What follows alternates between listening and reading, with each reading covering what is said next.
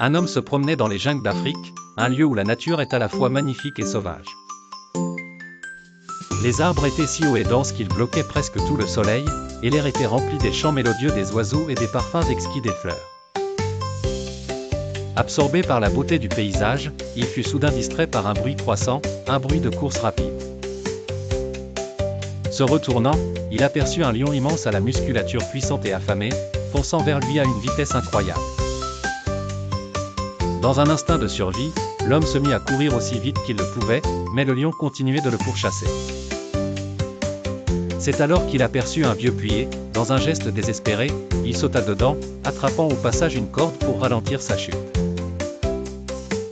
Suspendu dans le vide, il réalisa qu'il n'était pas à l'abri, car en bas se trouvait un serpent gigantesque prêt à l'accueillir.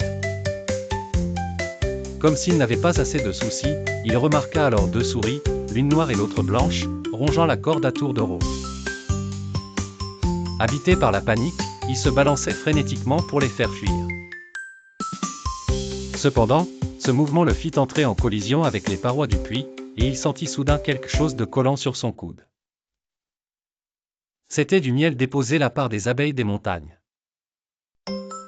Curieux, il goûta au miel et trouva sa douceur si réconfortante qu'il en oublia presque la gravité de sa situation. C'est alors qu'il se réveilla en sursaut, tout cela n'était qu'un rêve. Intrigué par les visions de son rêve, il se rendit chez un sage pour l'interpréter. Le vieux sage éclata de rire et dit : « Ne comprends-tu pas ce que ton rêve signifie ?» L'homme, perplexe, répondit par la négative. « Le lion qui te poursuit, c'est la mort. Le puits avec le serpent, c'est ta tombe, la corde, c'est ta vie, et les deux souris, ce sont le jour et la nuit qui rongent le temps de ta vie. » Il a dit : « Et douceur si réconfortante chèque ?»